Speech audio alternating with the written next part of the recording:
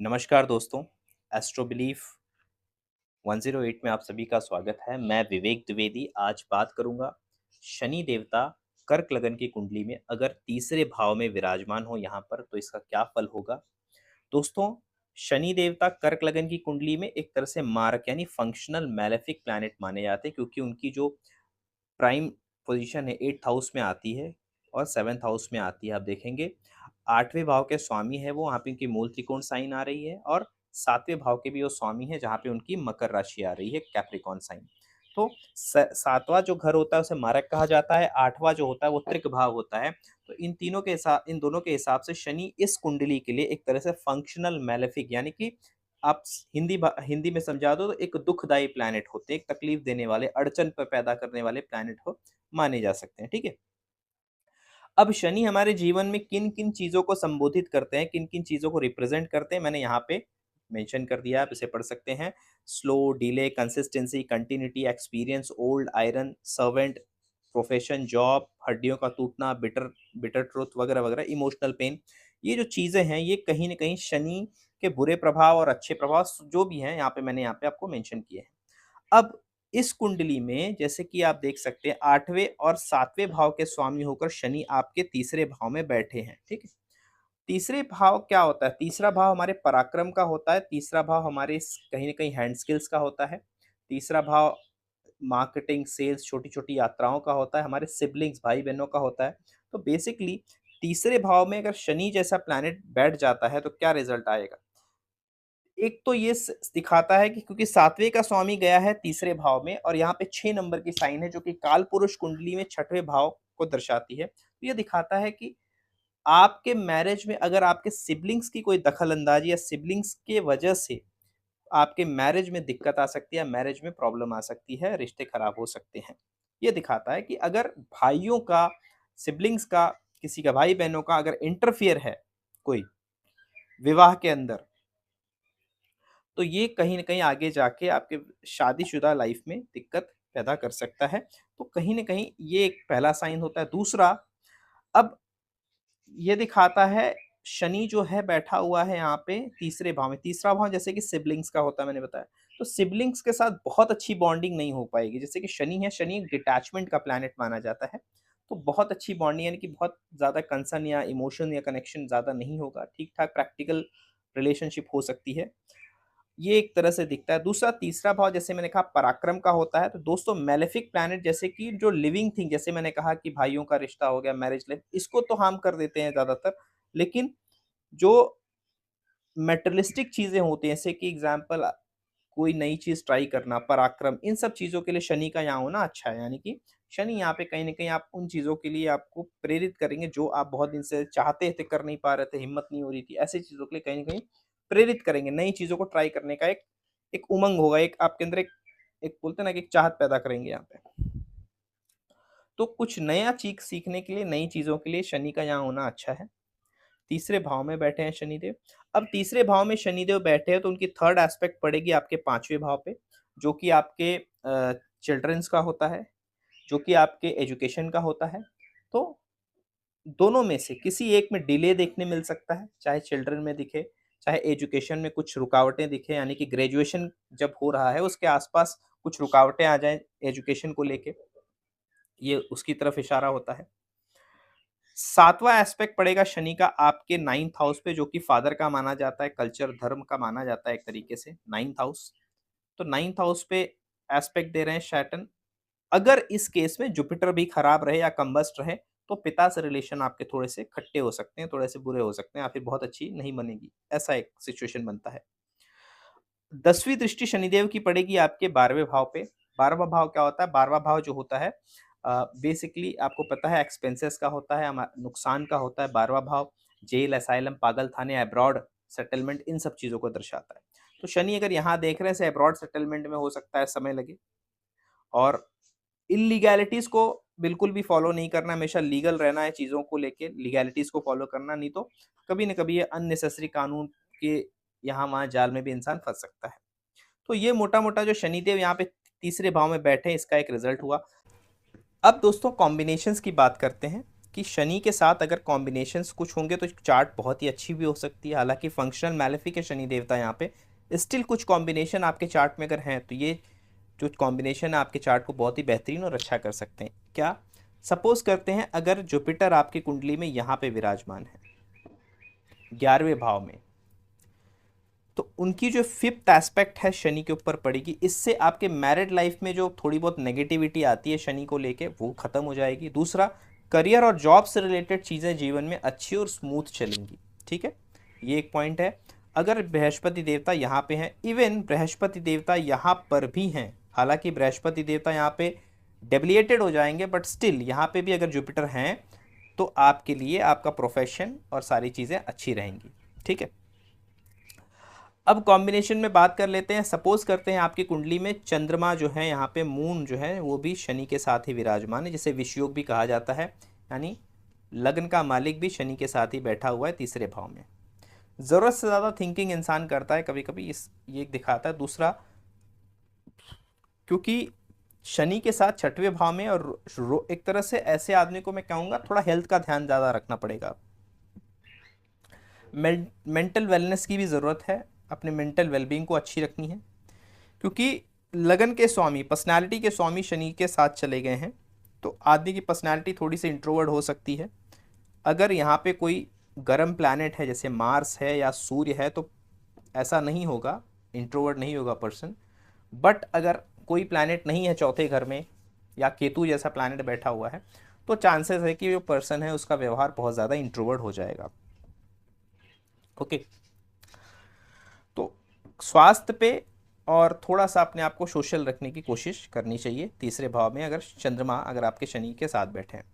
Suppose करते हैं आपकी कुंडली में सूर्य देवता जो दूसरे भाव के स्वामी हैं आपकी कुंडली में, वो सन यहाँ पे शनि के साथ बैठे हैं। अलग आपको पता होगा ये कॉम्बिनेशन अच्छी नहीं मानी जाती थी। ये अब एक बहुत ज़्यादा क्लियर कट इशारा करता है कि भाइयों के साथ अब जल्दी बनेगी नहीं, भाइयों के साथ मतलब सिबलिंग्स के साथ कई अच्छे आपके पड़ोसियों के साथ भी शायद अच्छे रिलेशन जल्दी नहीं बन पाएंगे।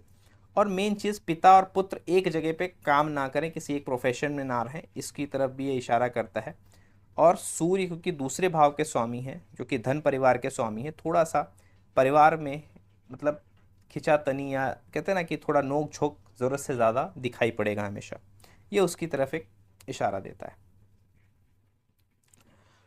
अगर यहाँ पे मार्स हैं, यानी कि मंगल देवता, जो कि 10वें के स्वामी हैं और 5वें के स्वामी हैं, तो अगेन यहाँ पे सबसे इम्पॉर्टेंट चीज़ तो ये दिखाता है कि एक तो 10th के लॉर्ड हैं वो, और तीसरे में जाता है, तो ऐसा आदमी मार्केटिंग में हो सकता है, किसी न किसी एक इवन सर्जन काइंड ऑफ काम भी कर सकता है, कोई कटिंग का काम करना, कोई हैंड स्किल से रिलेटेड काम करना, ये उस तरफ दिखाता है। दूसरा, ऐसे व्यक्ति के जीवन में जो है एक चीज़ की कमी होगी, जैसे कि जहाँ पे जल्दबाजी नहीं करना है वहाँ जल्दबाजी कर देगा, और जहाँ पे पेशेंस रखना चाहिए वहाँ पे जल्दबाजी दिखा देगा। तो एक उल्टा बिहेवियर रहेगा कि जहाँ पे पेशेंस रखने वाली बात थी वहाँ पे जल्दबाजी हो गई, और जहाँ पे जल्दबाजी करनी चाहिए थी वहाँ पे आप बहुत ज़्यादा पेशेंस लेके बैठे हो। तो कुछ इस तरह का व्यवहार जो है कहीं ना कहीं आदमी के नेचर में आ जाता है। शनि मंगल, इसे संघर्ष योग भी इसीलिए कहा जाता है। और क्योंकि फिफ्थ का लॉर्ड जो है चिल्ड्रन का लॉर्ड, वो भी बैठा है शनि के साथ छठवें में, तो थोड़ा सा स्ट्रगल हो सकता है चाइल्ड को, मतलब संतान सुख पाने में थोड़ी सी एक तरह से जहमत ज़्यादा उठानी पड़ सकती है, इसकी तरफ ये इशारा करता है। अब सपोज करते हैं आपकी कुंडली में शुक्र देवता यहाँ पे विराजमान है शनि के साथ, वीनस। तो वीनस अगर शनि के साथ हैं, जो कि फोर्थ लॉर्ड के हैं आपके, और आपके 11वें के स्वामी हैं, अगेन ये कॉम्बिनेशन एक अच्छा बिजनेस, अच्छे व्यापारी का कॉम्बिनेशन है, अच्छे बिजनेसमैन का कॉम्बिनेशन है।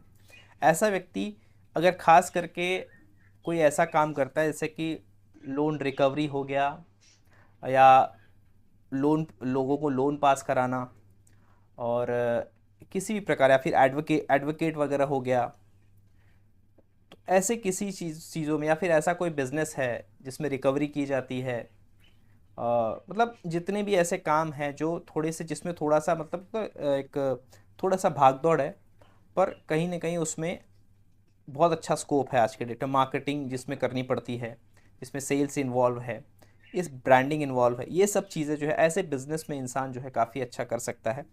और ओवरऑल वो दूसरा कोई भी बिजनेस करे, ज़्यादातर बिजनेस उसके लिए अच्छे ही होंगे, बट स्टिल ऐसे में कुछ बता रहा हूँ जो बिजनेस शायद उसके लिए ज़्यादा सूटेबल होंगे। ओके, अब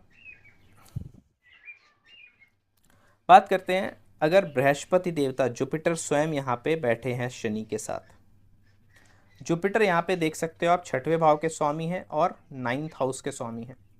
तो ये जो कॉम्बिनेशन है, एक तरीके से मैं कहूँगा ये कॉम्बिनेशन बहुत अच्छा रिजल्ट नहीं देगा।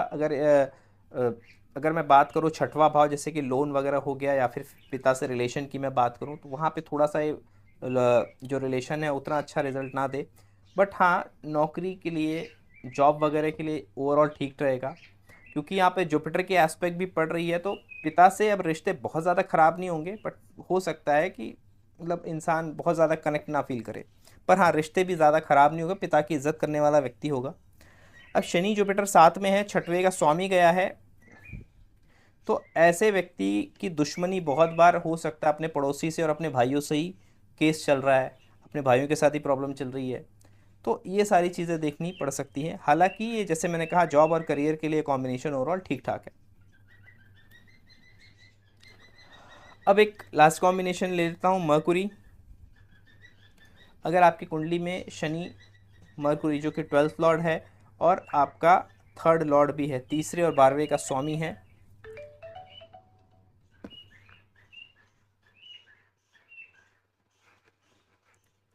वो बैठा हुआ है, तो दोस्तों ऐसा व्यक्ति यात्राएं जीवन में करेगा, और फॉरेन यात्रा की बहुत ज़्यादा चांसेस हो जाते हैं। फॉरेन सेटलमेंट के लिए भी ये कॉम्बिनेशन एक तरह से सपोर्ट करती है।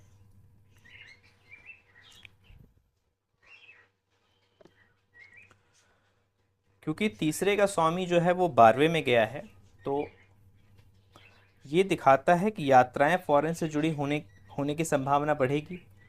और दूसरा ये है कि कहीं ना कहीं आदमी एमबीए, मार्केटिंग, फाइनेंस, इन सब चीज़ों में भी कहीं ना कहीं अच्छा कर सकता है। ऐसी स्किल्स उसके अंदर ओवरऑल अच्छी होगी।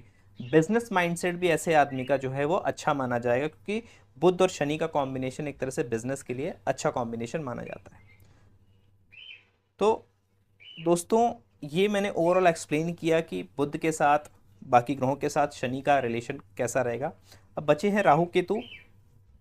अगर सपोज करते हैं राहु की कॉम्बिनेशन यहाँ पे शनि के साथ है, देखिए ऐसा व्यक्ति जो है, जैसे मैंने कहा कि क्योंकि ये मैलेफिक प्लैनेट है, तो साथ में आते हैं, तो थोड़े से रिश्ते जो होते हैं यहाँ पे, जो रिश्ते वाली बात होगी, जैसे कि भाइयों से, बहनों से रिश्तों की बात होगी, वो थोड़ी सी गड़बड़ हो जाएगी।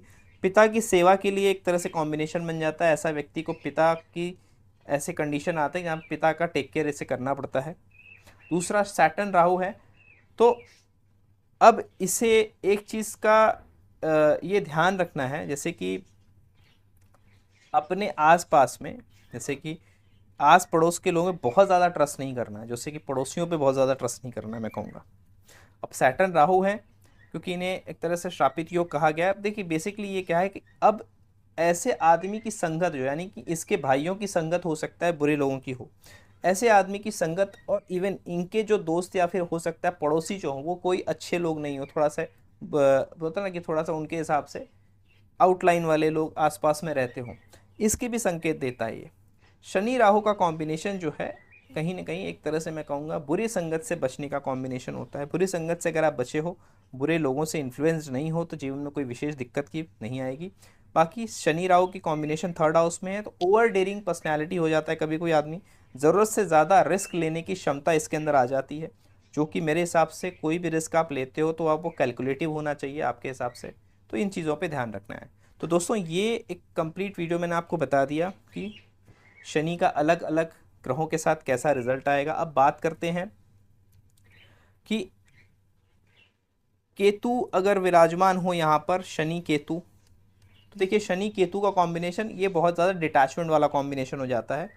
ऐसा व्यक्ति, मैं कहूँगा कि अगर इसके पास जैसे मेडिटेटिव स्किल हो सकती है, ऐसा व्यक्ति अब इसको बहुत सारी चीज़ें जो है, मतलब कोई कोई काम करने से पहले इसको पहले ही समझ में आ जाएगा कि मेरा काम बनेगा कि नहीं बनेगा। मतलब एक थोड़ी सी अलग काइंड ऑफ एनर्जी जो होती है आसपास आपको रहेगी।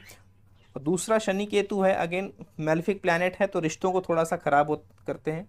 रिश्ते खराब यानी कि भाइयों से, बहनों से, पड़ोसियों से रिश्ते थोड़े से उलझे हुए हो सकते हैं, इसकी तरफ एक इशारा करता है। बाकी मेजर कोई दिक्कत नहीं है। हाँ, शादी को लेके भी ये परेशानी क्रिएट कर सकता है सैटर्न केतु। तो जो भी शादी विवाह जब भी करें, थोड़ा सा मैच्योरिटी आने के, यानी कि 30 साल के आसपास ही शादी करें तो ज़्यादा बेहतर होगा आपके लिए। आशा करता हूँ ये वीडियो दोस्तों आपको अच्छा लगा होगा, और ये वीडियो अच्छा लगे तो वीडियो को लाइक ज़रूर कीजिए, क्योंकि काफ़ी काफ़ी मेहनत लगती है ये सारी चीज़ों को बनाने में, और लोग जब इसे स्किप करके देखते हैं, और लोग एक तरह से बोलते हैं ना कि जो जो डिजर्विंग होता है वो भी नहीं दिखता है, तो क्या बहुत बार ऐसा बोलते हैं ना कि वीडियो फिर कंटिन्यू करने का मन नहीं करता है कि ये सारी इतनी चीज़ें काहे के लिए की जाए। तो दोस्तों, अगर वीडियो को अच्छा लगे तो वीडियो को लाइक कीजिएगा। कोर्स कंसल्टेशन के लिए अगर आप देख रहे हैं तो मुझे इस वेबसाइट के थ्रू डायरेक्टली कांटेक्ट कर सकते हैं। नीचे व्हाट्सअप, इंस्टाग्राम पे मुझे फॉलो कर सकते हैं। मिलते हैं नेक्स्ट वीडियो के साथ, तब तक के लिए आप सभी को नमस्कार।